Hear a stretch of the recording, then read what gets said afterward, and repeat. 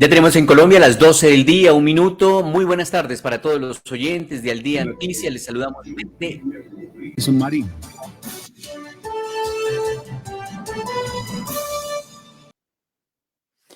Muy buenas tardes para todos los oyentes de Al Día Noticias. Les saludamos desde emisora.5 en los 1490 del AM, también a través de nuestra página de Facebook de Al Día Noticias con John Didier Rodríguez. Atención a los hechos más importantes de las últimas horas en Bogotá, Colombia y el mundo para hoy martes 18 de junio del año 2024.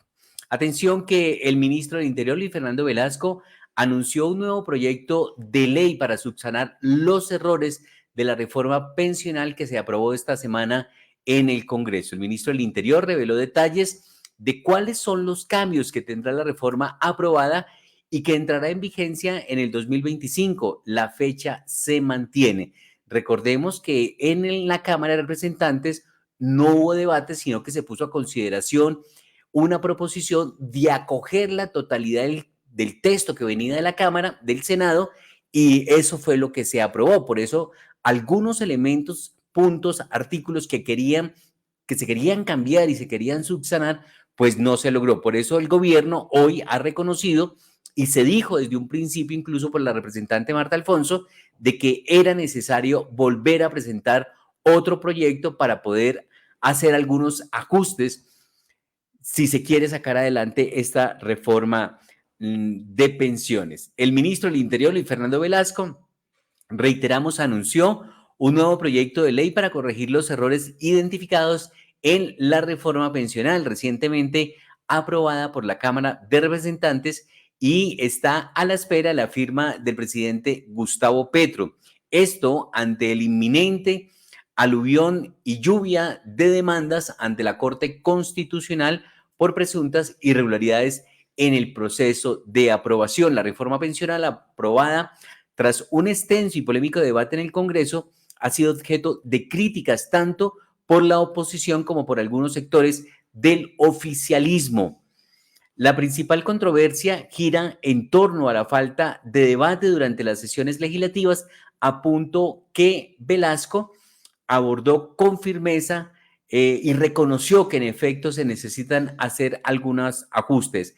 El texto que se debatió fue publicado en la Gaceta del Congreso hace más de 40 días y fue distribuido a los señores representantes de la plenaria. O sea, lo que se iba a debatir se conocía, afirmó Velasco. Velasco defendió el procedimiento adoptado por el gobierno, destacando que la oposición utilizó tácticas de filibusterismo para retrasar y dilatar la votación. Según el ministro, se presentaron numerosas recusaciones y proposiciones con el objetivo de evitar que el proyecto fuera sometido a votación. Y a propósito de la actividad del Congreso de la República, pues hay que decir que la Cámara de Representantes aprobó en primer debate la reforma laboral. Se salvó la reforma laboral contra contrato a término indefinido prioritario, diferenciación de trabajo diurno y nocturno y remuneración adicional en días festivos entre lo aprobado en la reforma laboral. Con 14 votos a favor y 4 en contra fue aprobada la reforma laboral en primer debate en la Comisión Séptima de la Cámara de Representantes. Del articulado, la Cámara aceptó 82 y eliminó 22. Pasaron temas como horas extras, dominicales y festivos, que recordemos que durante el gobierno de Álvaro Uribe se vieron seriamente afectados con el argumento de generar más empleo y por eso se recortó el recargo nocturno, las horas extras y el reconocimiento de festivos y dominicales.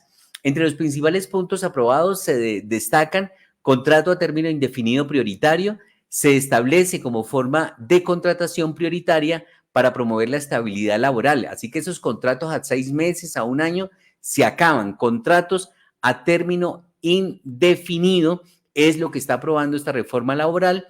Diferenciación del trabajo diurno del nocturno, se recupera la diferencia horaria y se restablecen las horas de recargo nocturno. Recordemos que esa reforma en la administración Uribe, el recargo empezaba a las 6, se eliminó a las 6, se pasó a las 9 de la noche, de manera que vuelve nuevamente a las 6 de la tarde el reconocimiento de recargo nocturno.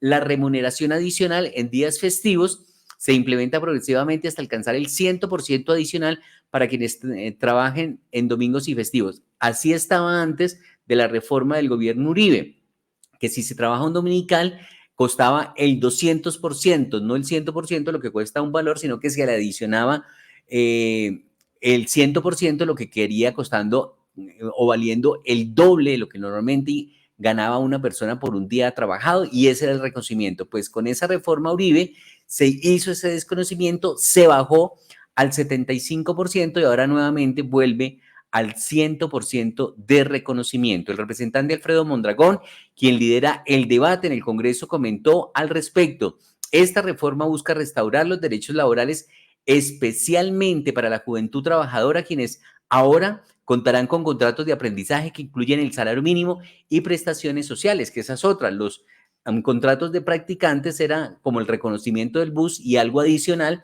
pero ahora tendrán que pagarle un salario mínimo a los practicantes según esta reforma que se está aprobando en el Congreso de la República. Hay noticias de orden público. Los alcaldes del país están desesperados, se reunieron en las capitales, le están pidiendo al gobierno que vuelvan los bombardeos porque están acosados por las incursiones a sangre y fuego de las organizaciones al margen de la ley. Por eso, Alejandro Eder, el alcalde de Cali, presidente de Capitales, le pidió al gobierno que por favor vuelvan los bombardeos a los campamentos de los guerrilleros. Y le preguntan al alcalde: ¿y entonces los niños? Porque esa fuera una de las críticas que tuvo el gobierno de Iván Duque, que por qué bombardeaba campamentos donde había niños. Pues el alcalde ha dicho lo siguiente, el alcalde de Cali: el responsable de que un niño muera en un bombardeo es de quien lo reclutó. Esa fue la respuesta que entregó el alcalde de Cali y presidente de Capitales. De acuerdo con el alcalde, es necesario fortalecer las capacidades de seguridad en la zona y aumentar las fuerzas militares y el poderío aéreo para contrarrestar a estos grupos. El alcalde de Cali y presidente de Capitales ha solicitado al gobierno nacional una respuesta más contundente ante el crecimiento y las arremetidas que están teniendo las disidencias en diferentes partes del país, de manera especial en los departamentos de Nariño, Cauca, Valle del Cauca y norte de Santander con el ELN. El alcalde de Cali afirmó que las disidencias de las FARC están aumentando rápidamente su actividad en el sur del Valle del Cauca, norte del Cauca y suroccidente colombiano, y están perpetrando ataques terroristas contra la población civil. Con drones fue en las últimas horas en el municipio de Argelia, departamento del Cauca, y ya el gobierno nacional y las fuerzas militares han dicho que es necesario que la fuerza pública también logre adquirir equipos que permitan hacerle frente a estas nuevas tecnologías con las que están atacando los grupos terroristas. El comandante de las fuerzas militares aseguró que los batallones de alta montaña son necesarios, pero que las azonadas son un problema. Cada rato hemos visto en las redes sociales y en los medios de comunicación cómo cuando llega un batallón de alta montaña a una población, la población los saca pitados, los sacan a empellones y son ultrajados de esta manera, y ha dicho el comandante que ese es un problema. El general Elder Giraldo, comandante de las fuerzas militares, dijo que las sazonadas de la población civil son un problema para la instalación de los batallones de alta montaña en Cauca y Valle del Cauca. De allí que mucha gente en Colombia, sobre todo congresistas y de la clase política, concejales, aseguren que la fuerza pública está maniatada, porque cuando ellos se enfrentan a una situación de esa naturaleza, les está prohibido actuar contra la población civil y no se pueden defender. De acuerdo con el general Elder Giraldo, los batallones de alta montaña en el Cauca y Valle del Cauca son necesarios y están en ese proceso desde las fuerzas militares para que regresen a esa zona del país.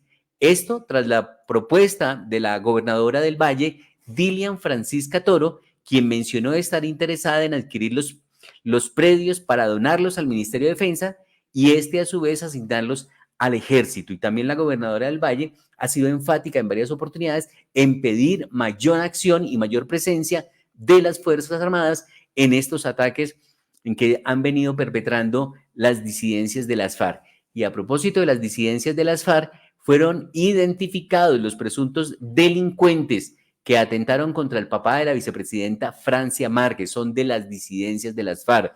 Así lo reveló el comandante de las fuerzas militares.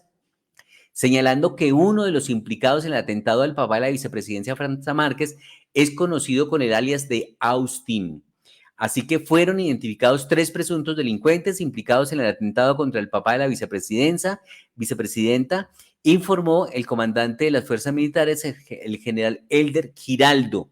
Se tiene identificado un alias Austin, cabecilla de unas redes de apoyo al terrorismo, con 2 sujetos más, quienes al parecer fueron los que participaron de manera directa en este atentado, dijo el oficial, sobre los disidentes de las FARC que dispararon contra el vehículo en el que se movilizaba el papá de la vicepresidenta junto a su nieto de 6 años, que salieron ilesos de este ataque.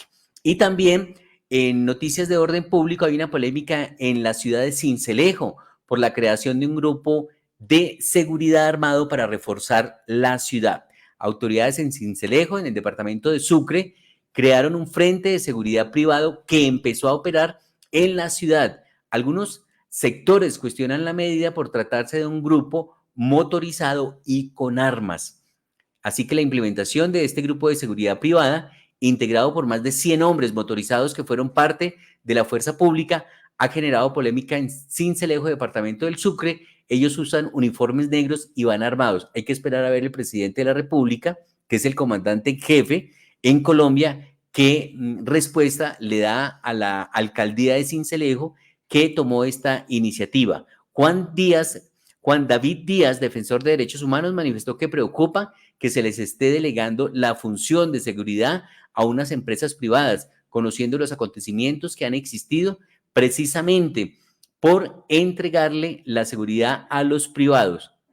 Esa es la polémica que hay en este momento en el suroccidente colombiano. Se revivió el caso de Andrés Colmenares. La Corte Suprema de Justicia admitió una demanda contra la absolución de Jessy Quintero y Laura Moreno. Así que el caso del crimen de Luis Andrés Colmenares llegará a la Corte Suprema de Justicia.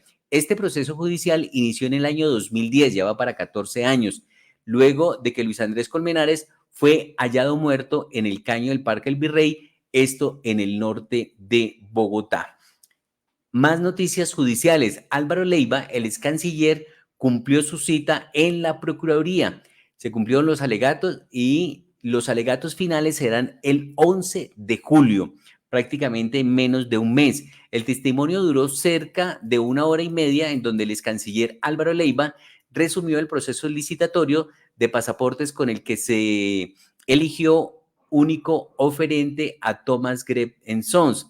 El ex canciller y ex ministro de Relaciones Exteriores, Álvaro Leiva, cumplió de esta manera su cita en la Procuraduría General de la Nación para rendir declaración en medio del juicio disciplinario que el ente de control adelanta en su contra por las presuntas irregularidades con la licitación de pasaportes de Thomas Greb Sons. Y hay una nueva directiva presidencial que ordena reportes semanales al Departamento Nacional de Planeación, semanal. Cada ministerio, cada entidad tiene que hacer un reporte semanal. ¿Cómo van los proyectos? ¿Cómo va la ejecución? ¿Les está rindiendo? ¿Les hace falta algo? ¿Están cumpliendo con el cronograma? Así que el objetivo es orientar la definición de políticas públicas y la priorización de recursos de inversión. Tienen que reportar cada semana los avances de los proyectos, porque una de las críticas que ha tenido el gobierno es la baja ejecución de los presupuestos y también la ejecución de los proyectos. El presidente Gustavo Petro firmó la directiva presidencial que ordena a ministros, directores de departamentos administrativos y representantes legales de las entidades del orden nacional a entregar avances de la ejecución de cada una de las tareas asignadas al Departamento Nacional de Planeación en cabeza de Alexander López. La Contraloría abrió un proceso formal contra el ministro de Hacienda, Ricardo Bonilla, y otros funcionarios por errores en el pago de nómina. El proceso fue por pagos dobles y triples de la nómina a funcionarios de 74 entidades en noviembre del 2023. Recordemos que esto fue a finales del año pasado y a mucha gente le llegó más plata de la debida y ahí había un problema para la devolución de esos recursos. La economía colombiana registró un crecimiento del 5,5% durante el mes de abril de este 2024, Así lo anunció el Departamento Administrativo Nacional de Estadísticas, DANE. En ese sentido, hay noticias positivas en medio de los nubarrones que advierten los gremios económicos que se está presentando en el país. Así que el DANE confirmó que la economía colombiana durante abril tuvo un crecimiento del 5,5%. En noticias judiciales en diferentes zonas del país, en Cartagena, una mujer le arrancó la oreja a otra por supuesta infidelidad. Médicos de Cartagena deberán hacerle una cirugía de reconstrucción a la víctima debido a que sufrió una amputación del pabellón auricular izquierdo. Es por una riña entre dos mujeres por un asunto de infidelidad. Así que esta disputa en el sector conocido como El Bombeo, en el barrio Nelson Mandela de Cartagena, terminó en un aberrante hecho. Una mujer perdió la oreja luego de que otra se la arrancó con los dientes, al estilo de Mike Tyson. Un hombre en Bogotá, otro hecho judicial, intentó asfixiar a su pareja dentro de un carro. La víctima logró escapar y alertar a la policía de Bogotá sobre el ataque. Los uniformados ubicaron el vehículo y capturaron al sujeto señalado de violencia intrafamiliar. Esta mujer denunció que su pareja sentimental intentó asfixiarla dentro de un carro en la localidad de Tunjuelito, en el sur de la capital colombiana. Y también otro hecho de violencia intrafamiliar: su expareja le disparó 6 veces y quizás no pueda volver a caminar. Aún así, la sigue amenazando. Se metió al trabajo de ella, recuerda Lina Suárez, sobre el atentado, postrada en una cama. Denuncia que tuvo que abandonar su casa por las amenazas que, pese a estar capturado, le envía su expareja. Así que hay más casos de denuncia de violencia intrafamiliar en la capital de la República. Se trata de Lina Suárez. Es una mujer de 30 años que sobrevivió a un ataque a tiros por parte de su expareja, a quien ya había denunciado por maltrato y amenazas. Sufrió 6 impactos de bala, ahora está postrada en una cama y posiblemente no pueda volver a caminar. Asegura que el sujeto la sigue amenazando. Esto ocurre aquí en la capital colombiana. Estamos en Al Día Noticias en Emisora.5. Hacemos una pausa y ya regresamos con más noticias, más información. Jardín Infantil Amishi. Más que un jardín infantil, somos un centro de experiencias. Pensamos en tu hijo, pensamos en su desarrollo, respetamos sus procesos de aprendizaje, diseñamos actividades que potencian su fantasía e imaginación. Tenemos experiencias que despiertan su curiosidad. Vivimos experiencias para aprender, para divertirse y para descubrir que ser un niño es ser feliz. Jardín Infantil Amishi, ubicado en Nicolás de Federman. Teléfono fijo 601-530-3382. WhatsApp 311-510-8722. Y en redes sociales, Instagram y Facebook, @Jardín Infantil Amishi. Porque ser niño es ser feliz. La verdad. Ya tenemos en Colombia las 12 del día y 19 minutos. Tenemos a esta hora información del Instituto de Desarrollo Urbano, IDU, en noticias de un recorrido que se ha adelantado en las últimas horas. Orlando Molano, el director del IDU, encabezó una jornada nocturna para tapar huecos en la avenida Boyacá, de la mano con un grupo de motociclistas. El director del IDU y Yaris González, líder del colectivo de moteros, Fire Riders, encabezaron las intervenciones viales de la calzada occidental de la avenida Boyacá, entre las calles 11B bis y la avenida Las Américas, sentido norte-sur. En el marco del programa de infraestructura con propósito, el IDU tiene programas diferentes, jornadas de mantenimiento vial en corredores principales como la avenida Las Villas, la autopista Al Llano y otros tramos de la avenida Boyacá hacia el barrio El Tunal. En lo que va corrido de la administración del alcalde Carlos Fernando Galán, se han intervenido cerca de 800.000 metros cuadrados de la malla vial, de los cuales alrededor de 500.000 estuvieron a cargo del Instituto de Desarrollo Urbano, IDU. Así que vamos de inmediato con esta declaración que ha entregado el funcionario Orlando Molano sobre estos trabajos de recuperación de la malla vial en Bogotá, avenida Boyacá. La localidad de Kennedy, más de 2.000 personas trabajando de día y de noche en la conservación. En solo este lugar tenemos casi 200 personas tapando huecos, como lo ha pedido el alcalde, mejorar la calidad de vida de los peatones, de los ciclistas, de los moteros y en general de todas las personas que usan el espacio. Así que darle las gracias a las personas que están trabajando. Estamos con el consorcio, con la interventoría, con el equipo del IDU, trabajando para mejorar la calidad de vida de todos los bogotanos. Ya tenemos más de 500.000 metros cuadrados en solo el IDU, 800.000 trabajando con los fondos de desarrollo y la unidad de mantenimiento. Todo esto para mejorar la calidad de vida y la movilidad de los bogotanos. Muchas gracias y ofrecerles disculpas por un poquito los trancones que armamos, pero es para mejorar las vías de Bogotá. Desde que está el doctor Molano, y no es por cepillarlo, se notó el cambio. Yo, como les digo, veníamos trabajando con el IDU, pero sí fue muy paulatinamente. Tuvimos una acción muy buena cuando hubo el plan de choque y se taparon muchísimos huecos. Y ahorita, con la nueva administración del doctor Galán, en la campaña de los primeros 100 días, realmente fue wow el arreglo de la malla vial. Evitamos demasiados accidentes, no los evitamos todos, pues porque hay muchos huecos y habemos muchos motociclistas que también cometemos infracciones en vía, que también tenemos que aprender eso. Ahí estaba entonces la versión también de los moteros, reconociendo la labor que en ese sentido ha venido cumpliendo el Instituto de Desarrollo Urbano. La representante de la Cámara por Bogotá, Carolina Arbeláez, hizo un anuncio. Dice en su cuenta de X, con la representante Juana, vamos a ir al nombre de la representante, Juana Carolina, representante de la Cámara también por Bogotá, y varios congresistas radicaremos en el día de mañana, o sea hoy, ante la Cumbre de Paz en Suiza y la comunidad internacional, un documento que cuenta la verdad sobre la situación de orden público en nuestro país. Queremos compartirles la realidad en nuestro territorio y las más de 300 alertas tempranas de la Defensoría del Pueblo.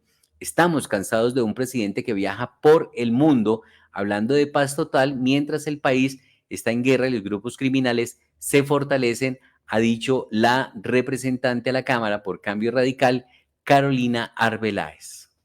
Y quiero anunciar que vamos a radicar una carta con la representante Juana Carolina Londoño, que ya está lista para recoger unas firmas aquí de varios representantes que se han sumado a ella, el día de mañana ante la Cumbre de Paz en Suiza y a la Embajada de Suecia, para decirles y contarles la realidad de nuestro territorio en materia de orden público.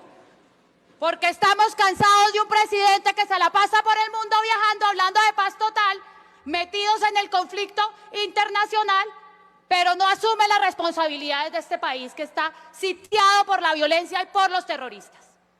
No lo vamos a permitir. Carta que ya tiene el respaldo de más de 40 congresistas y que vamos a hacer traducir en inglés, por supuesto, también. No con traductor de Google, algo mucho más serio. Ahí estaba entonces Carolina Arbeláez, la representante a la Cámara por Bogotá, en este debate que se está adelantando en el Congreso de la República y que también pues, preocupa la situación que se está presentando en diversas zonas del país. Ya escuchamos al alcalde Alejandro Eder en ese sentido. También hay otra declaración importante, dice la representante de la Cámara por Bogotá, Jennifer Pedraza, en su cuenta de X. El Congreso sigue lleno de jugaditas. La semana pasada pupitriaron toda la reforma pensional y hoy quieren declarar improcedente la moción de censura contra el ministro de Salud. El pacto histórico se niega a dar el debate con leguleyadas. ¿Cuál es su temor al control político? Pregunta la representante de la Cámara, Jennifer Pedraza, a propósito de este debate de control político que no se pudo realizar por una defensa que hizo el representante de la Cámara del Pacto Histórico, Alejandro Campo, a quien también vamos a escuchar más adelante. Inicialmente, Jennifer Pedraza.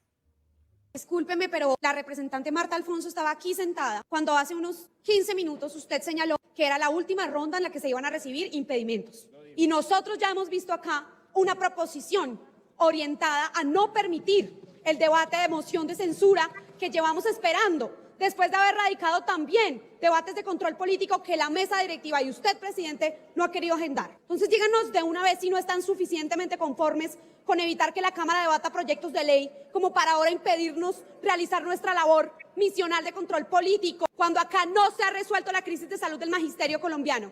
Hágame el favor, presidente, y haga cumplir esa decisión que usted tomó y que le consta a esta plenaria de la Cámara de Representantes de que no se iban a someter a votación más impedimentos, porque de lo contrario estaría claro que están saboteando esta moción de censura, que es muy importante para el país.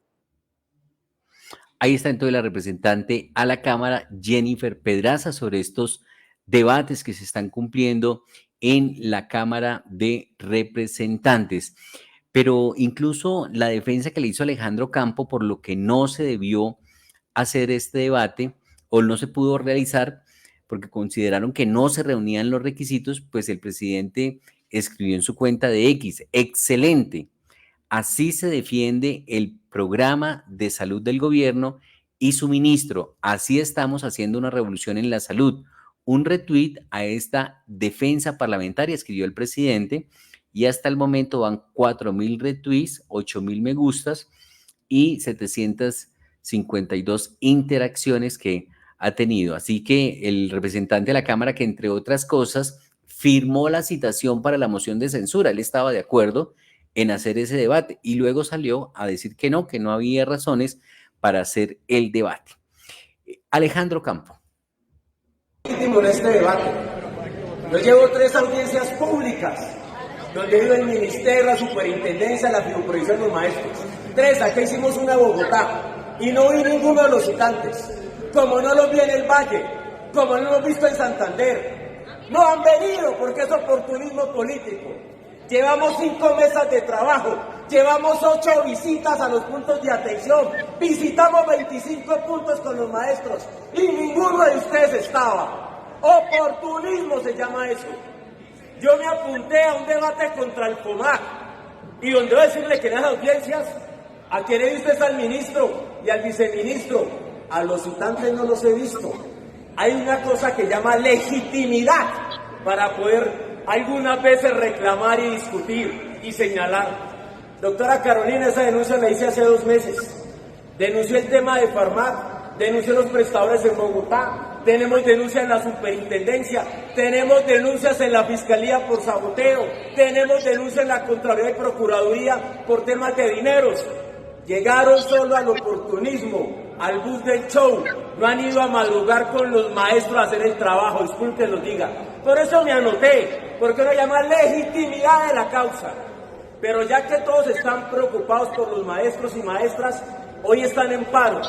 Y necesitamos que a sus compañeros del Centro Democrático, que les preocupa tanto los maestros, y Cambio Radical, nos ayuden a que esa ley estatutaria salga como salió en la Cámara. Porque los maestros están marchando, compañeros, se sienten agredidos y eso los afecta. Y ya que ustedes son amigos de los maestros, los espero mañana en la comisión y en el Senado para que nos ayuden. No voy a creer, ni el pueblo colombiano vaya a creer, que esto fue una mera jugada oportunista de algunos citantes y no están en verdad conectados con los maestros. ¡Qué vergüenza que mañana no salgan a ayudar los maestros a hablar del problema!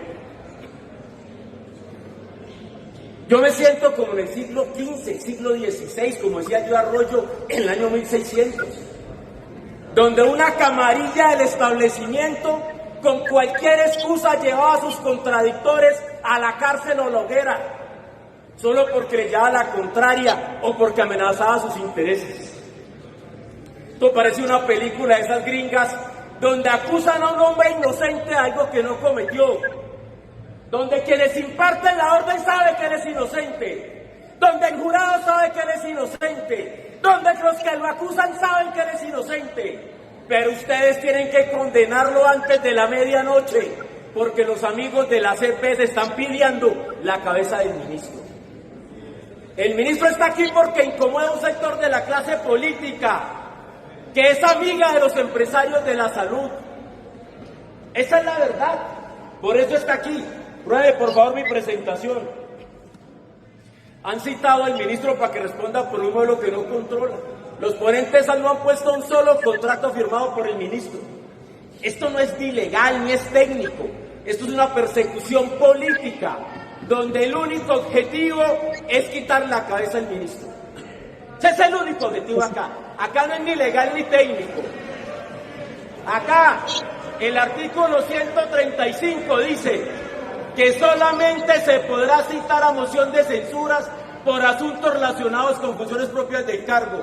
Y decía alguien ahora en la oposición, nosotros sabemos que no tiene nada que ver. Confesión expresa de que no importa cómo le hacen, lo importante es golpear al ministro porque se ha atrevido a decir lo que muchos colombianos pensamos, que un puñado de políticos y empresarios se ha lucrado con la plata de la salud, mientras los colombianos se mueren en la puerta de un hospital, esperando un medicamento, esperando un examen, esperando una operación.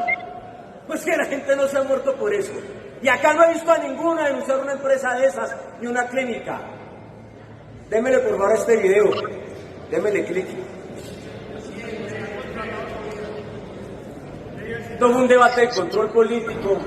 Esos son los senadores más importantes de la oposición de Cambio Radical. Desde el 19 de octubre de 2023, el Ministerio de Salud, el FOMAC, aprobó la asistencia técnica del Ministerio de Salud. O sea, el Ministerio de Salud actuó como asistente técnico. En el debate de los medicamentos estábamos muy lejos, ministro, pero hoy, a diferencia de lo que le dijeron a usted en la Comisión Sexta, usted no es el responsable de esta debate. Ahí está entonces el debate al ministro de Salud, moción de censura que no prosperó porque esta defensa, Alejandro Ocampo, argumentó que no se reunían los requisitos para adelantar este debate en el Congreso de la República. 12 del día, 32 minutos. Hay noticias de la DIAN. Hay nuevo director de la DIAN, ya se posesionó el nuevo director de la DIAN aquí en Colombia. Bueno, ante el ministro de Hacienda, Jairo Orlando Villabona Roballo, tomó posesión como nuevo director general de la DIAN, salió Mr. Taxes, así le dicen a él en redes sociales, se fue para el Ministerio de Comercio Exterior.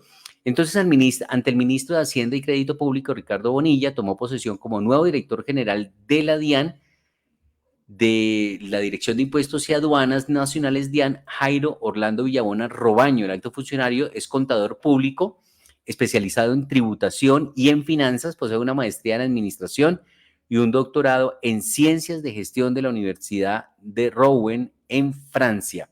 Bueno, hay que decir que tiene un gran desafío el nuevo director de la DIAN, sobre todo porque ha caído el recaudo de impuestos en el país, que es lo que está haciendo el hueco fiscal y lo que está obligando al recorte que está haciendo el gobierno nacional, inicialmente de 20 billones de pesos, porque se dice que podría ser para el segundo semestre otros 20 billones de pesos. Un estudio del Banco Bogotá habla de 48 billones de pesos. Vamos en 20. Vamos a ver si para la parte final del año se hace un anuncio de similares características. Vamos con el nuevo director de la DIAN, quien ya ha asumido ante el ministro de Hacienda, Ricardo Bonilla. Hoy he sido posesionado como director de la DIAN. Agradezco al señor presidente de la República, al ministro Ricardo Bonilla por el nombramiento. Este es un privilegio y un honor para mí como profesional. Creo que es parte del culmen de la carrera de uno como profesional en la vida. Yo creo que hay una oportunidad muy grande en el país para desarrollar la DIAN. Nosotros somos un país con un recaudo relativamente bajo frente a otros países del mundo.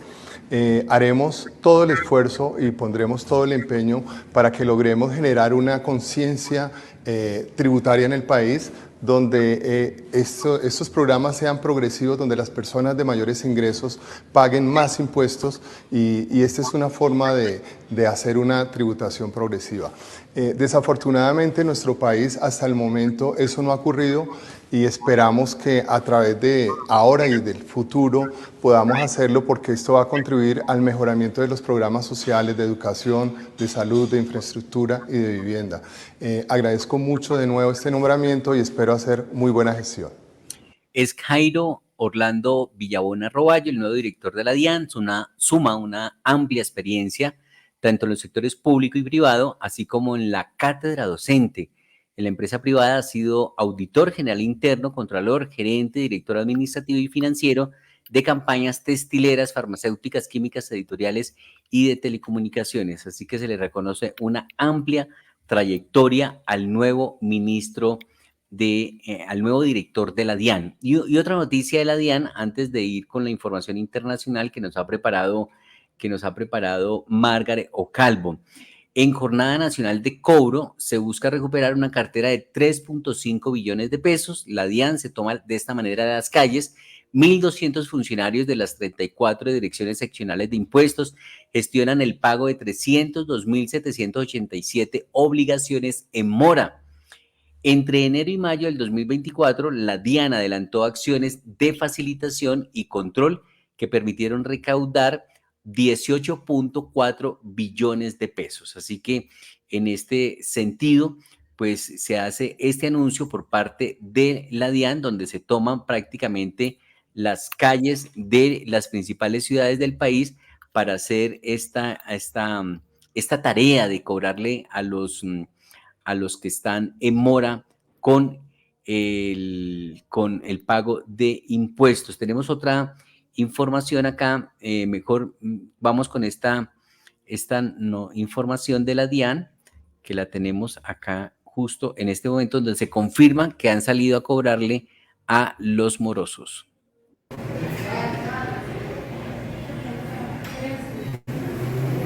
Vemos las imágenes de apoyo.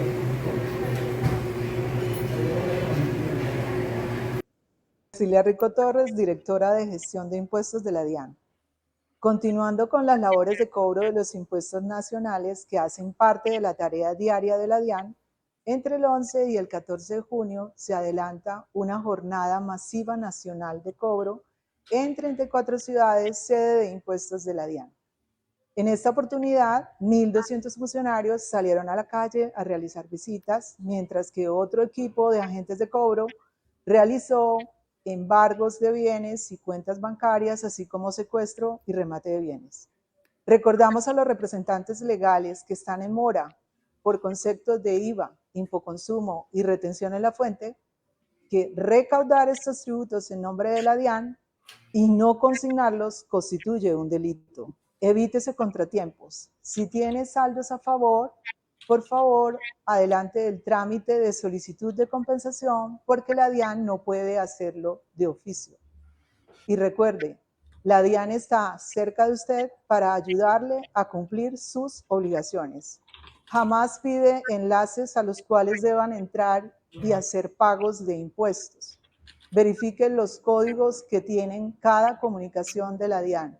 Siempre se envían de 3 direcciones, cuáles son comunicaciones@dian.gov.co, notificaciones@dian.gov.co y newsletter@informaciondian.gov.co. Nuestras líneas y canales están dispuestos para apoyarle, particularmente en el call center en el 61-307-8064. Cecilia Rico Torres, de la Dirección de Impuestos y Aduanas Nacionales DIAN. Jardín Infantil Amishi.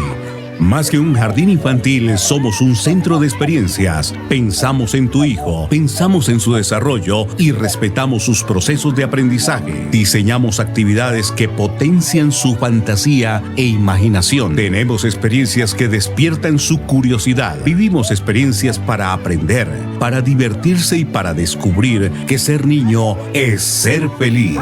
Jardín Infantil Amishi, ubicado en Nicolás de Federman. Teléfono fijo 601-530-3382. 601-530-3382. Móvil WhatsApp 311-510-8722. 311-510-8722. En redes sociales, Instagram y Facebook, @Jardín Infantil Amishi. Porque ser niño es ser feliz.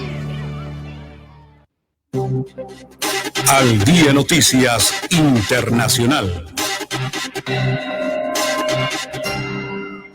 Vladimir Putin, el presidente de Rusia, visita a uno de sus aliados. Margaret Calvo, buenas tardes.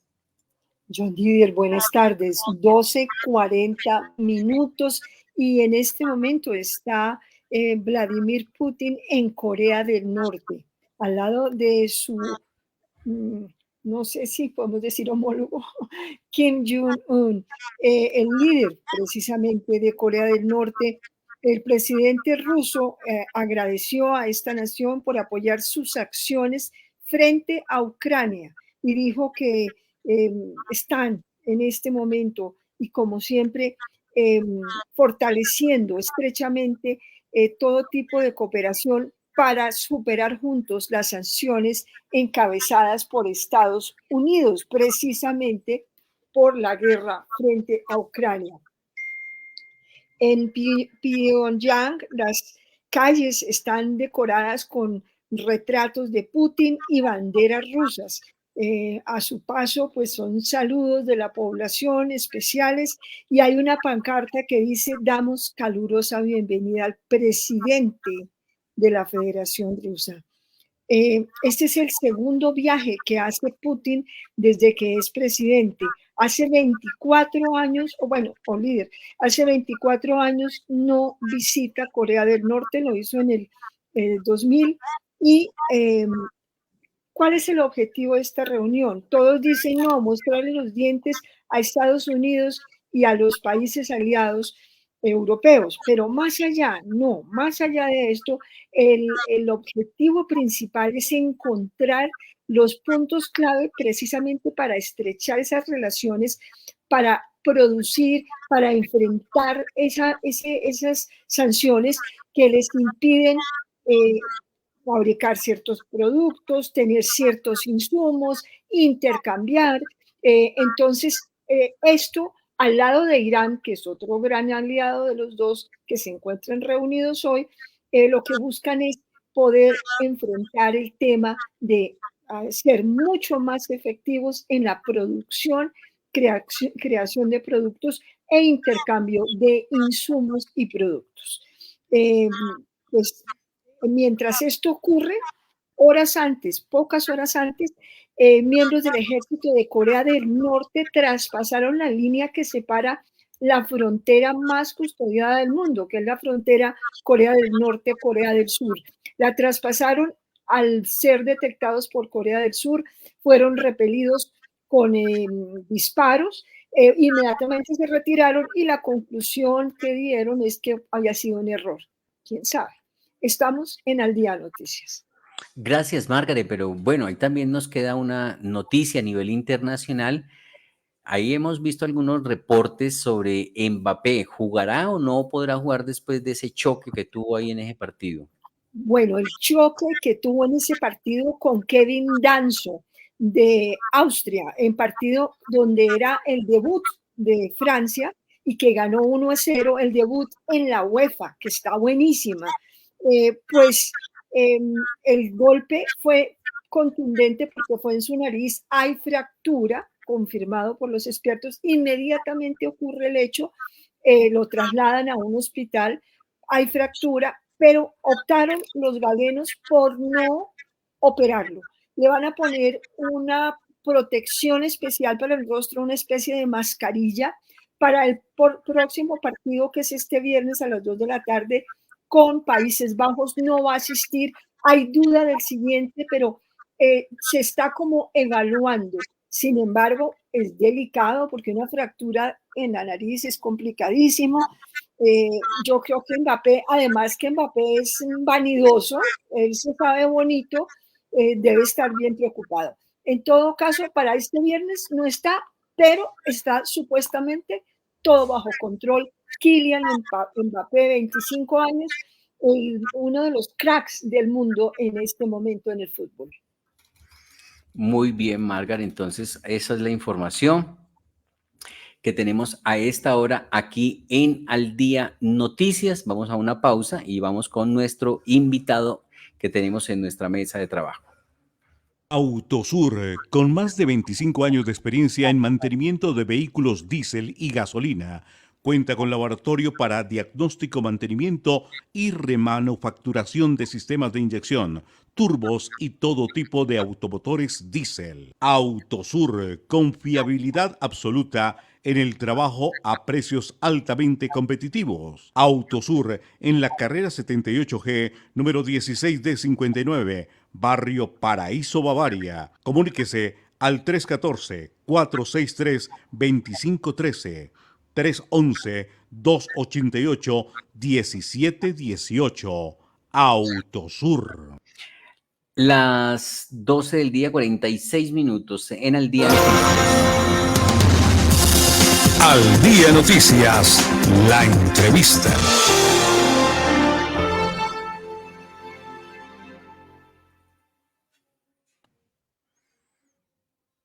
En Al Día Noticias estamos a esta hora en la mesa de trabajo con el exconcejal de Bogotá, Javier Ospina.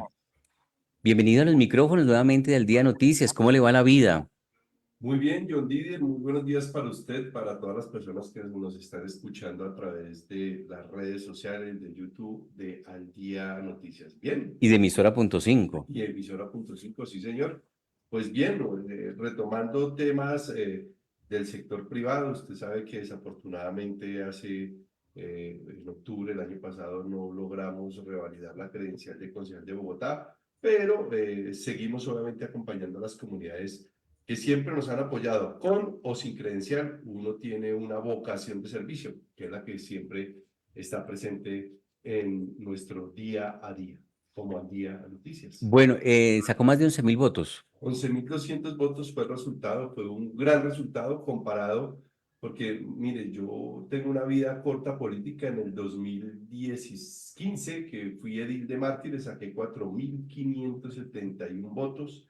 En el 2019, cuando me presenté por primera vez al Consejo de Bogotá, saqué 9.200, ahí hice mi primer periodo de concejal, y luego saco 11.200. Crecimos 2.000 voticos, pero no fueron suficientes para ganar. Entonces, como dice por ahí Pacho Maturana, pues perdimos ganando, dicen por ahí, ¿no? Perder es ganar. Sí, perdimos ganando. ¿Y hubo gente que es concejal con menos votos que 11.000? Sí, sí, sí.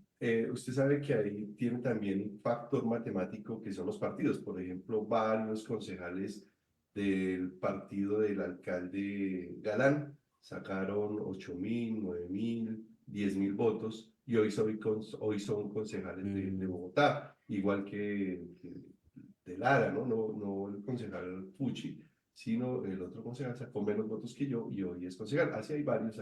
Por la lista, ¿no? Depende mucho la lista, ¿no? Entonces, si la lista es más fuerte o pues logran un umbral, ellos pueden ser concejales con menos votos. Y igual, por ejemplo, en el Partido Liberal, el concejal Acevedo, que sacó 19.000 votos y se quemó, casi 20.000 votos y se quemó.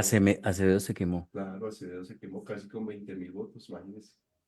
Increíble, ¿no? Sí, es por lo fuerte o lo débil que es la lista. ¿Y la lista, en ese sentido, del Centro Democrático, fue débil o fuerte? No, nos fue muy bien, porque nosotros de 5 concejales que tuvimos en el periodo pasado, pasamos a 7, 2 más. 2 más. Le fue muy bien. Fue muy peleado y por lo tanto se necesitaban más votos para poder salir. Había que crecer un poquito más. Hicieron falta 2.000 voticos para alcanzar la curul. Pero bueno, hicimos un gran esfuerzo, una campaña maravillosa, Pitar para Salvar, conciencia ciudadana, ser buena nota, y eso es una marca que no vamos a dejar, es una impronta que tenemos, y que obviamente dejó una tatuaje, digámoslo así, en los corazones de las personas que pudimos tocar.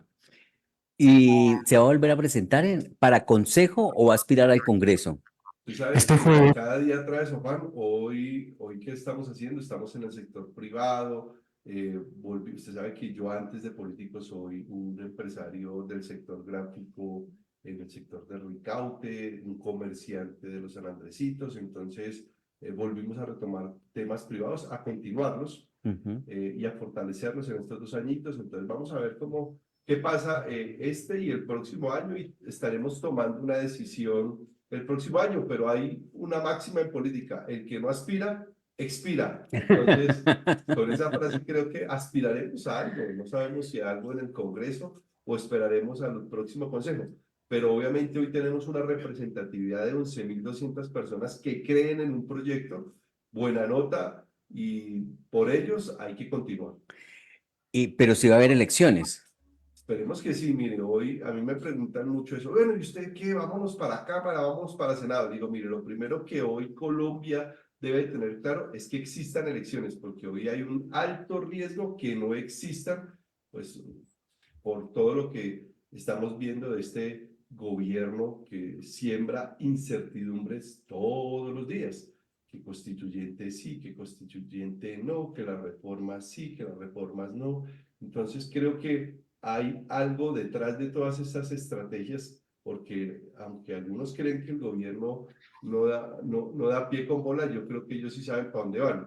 Y claramente lo que ellos quieren es prorrogar por lo menos 2 años más su periodo. Eso quiere decir que no existirían elecciones en el 2026. Entonces, lo primero que hoy nosotros, los ciudadanos que creemos en la democracia, en la legitimidad de las instituciones, es que en el 2026 existan elecciones nacionales. ¿Qué son elecciones nacionales? Elegir Congreso, Senado y Cámara de Representantes por las regiones y Presidente de la República.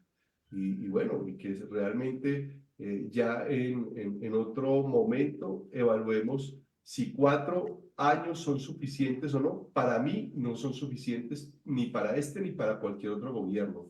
Creo que mínimo debería ser un periodo de 6 años los periodos de gobierno. Vuelvo y lo repito, para esto, para cualquier otro. Lo que pasa es que este sería algo ilegítimo querer quedarse 2 años más, porque pues ya no tiene la posibilidad de hacerlo por los canales institucionales. Entonces le tocaría hacerlo como a la fuerza, a las malas, como hemos visto que les gusta hacer las cosas.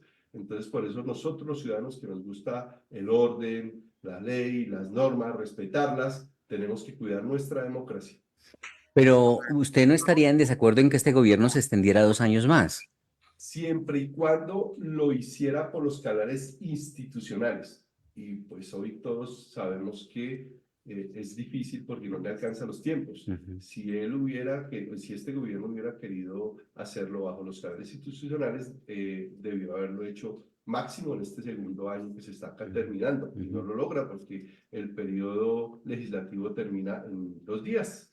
Entonces no van a alcanzar. Entonces ya les tocará las malas. Bueno, pero uno quiere que se prorroguen las cosas cuando son buenas. Eso quiere decir que usted cree que este gobierno ha sido bueno, como por si la hacen vía constitucional, se prorrogue 2 años más, porque cuando las cosas son malas es mejor que terminen ya.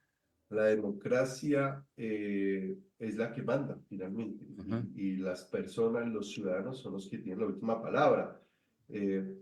Cuando nosotros vemos un gobierno como este que realmente no le ha ido muy bien a pesar del país, porque como yo digo, uno no quiere que a un gobierno le vaya mal, porque si a un gobierno le va mal a todos, al país. Mire, hoy tenemos una economía frenada. Pues obviamente uno diría, hombre, que se acabe rápido este gobierno. Hoy las reglas de juego son claras. Los gobiernos son de 4 años y este gobierno la tiene que cumplir. 4 años y se termina. Pero han existido gobiernos que les ha faltado tiempito. Entonces yo creo que esos gobiernos que les hace faltado tiempito, pues merecen otros 2 años. Pero más allá de eso, creo que a nosotros los ciudadanos debemos empezar a ver unas propuestas más allá de 4 o 6 años, sino a mediano plazo, por ahí de 20 años. ¿Y eso cómo se logra? No es que llegue un mandatario o un político y se perpetúe en el poder 20 años, sino que simplemente nos presenten un proyecto a 20 años, que cada 6 o cada 4 años venga una persona y lo continúe, porque fíjese que cuando usted llega a 4 o 6 años a mirar a ver qué destruye el anterior, pues eso no le rinde a nadie. Imagínense las empresas privadas que han crecido a través del tiempo, cada 4 años cambiando de dueños o de colaboradores. No serían empresas hoy consolidadas y que generaran bienestar a su alrededor. Todo proceso realmente que es exitoso requiere tiempo, y la cultura japonesa lo sabe. Mire, el primer periodo de maduración de una empresa para los japoneses dura 10 años. Entonces imagínense uno aquí cada 4 años cambiando de gobierno y de un lado para otro, porque si nosotros nos mantuviéramos en una sola línea sería distinta. Y hemos tenido ejemplos positivos y hemos tenido ejemplos negativos. Enfoquémonos en Bogotá, John Didier. Fíjese que cuando tuvimos 3 periodos consecutivos de buenos alcaldes, que fue Antanas, Mocus, Peñalosa. Y volvió Mocus, y acordémonos que esos periodos eran solamente de 3 años, no eran de 4. Fíjese cómo avanzó la ciudad. Y luego comenzamos con un bache, ¿cierto? Entonces hubo una transición que fue con Lucho Garzón, que pues digamos que no era radical, es un tipo reformista, juicioso, hizo las cosas más o menos bien, pero después llegó un bache, ¿cierto? Después Samuel Moreno, Petro, y entonces fueron casi 12 años en que quedamos congelados, ¿cierto? Entonces, y después volvió Peñalosa. Entonces, fíjese que esos ires y venires no le hacen bien a nadie. Entonces, Bogotá avanzó mucho en 9 años y retrocedió en 12, porque se nos olvidó muchas cosas que habían hecho positivamente Peñalosa y Mocus. Javier Ospina es concejal de Bogotá. La entrevista completa la pueden ubicar en nuestro canal de YouTube de Al Día Noticias con John Didier Rodríguez, también en nuestra página de Facebook. Así que el exconcejal ha sido contundente en el sentido que hoy con Gustavo Petro hay un alto riesgo que no hayan elecciones en Colombia en el 2026. Habló sobre la economía que está paralizada, las ventas cayeron hace más de un año, cada día es una nueva incertidumbre, la seguridad ha empeorado, dice el exconcejal de Bogotá, Javier Ospina. Tenemos al cierre noticias de la salud aquí en Al Día Noticias. En Al Día Noticias, la información de la salud.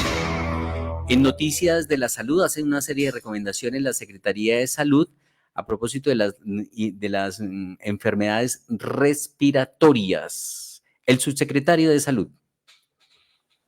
Bogotá, seguimos enfrentando el primer pico respiratorio del año. La semana epidemiológica 23, tenemos un total acumulado de más de 876,000 atenciones por infección respiratoria aguda. De ellas, la gran mayoría, cerca del 96%, han sido atendidas de manera ambulatoria o en consulta externa. Pero tenemos un 3.5% aproximadamente que ha terminado en hospitalización y un 0.5% que ha terminado en unidades de cuidado intensivo, siendo los grupos más afectados por tener mayor riesgo de complicaciones y muerte los extremos de la vida. Esto es, los niños menores de 5 años y los mayores de 60. También observamos unos cambios importantes en la circulación viral, pero particularmente en las últimas semanas hemos observado un incremento tanto del adenovirus como el virus sincitial respiratorio, sobre todo en niños, y en adultos mayores un incremento muy marcado del SARS-CoV-2, el virus que produce el COVID-19. En primer lugar, debemos ratificar la invitación a toda la población a adherirse a las medidas básicas de autocuidado.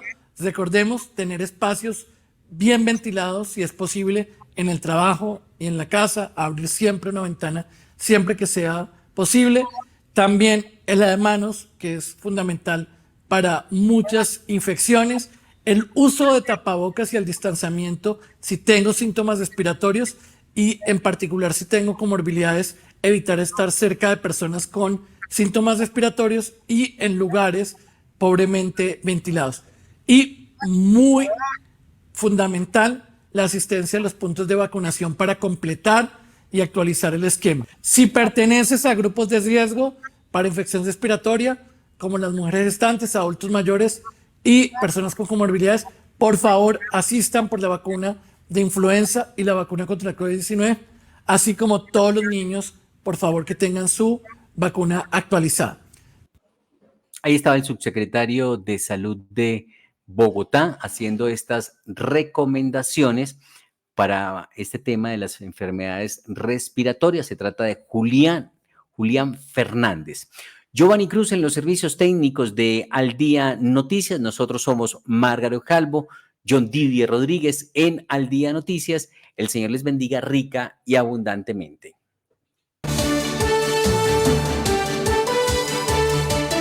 Al Día Noticias con John Didier Rodríguez Marín. La información más importante del momento en Bogotá, Colombia y el mundo.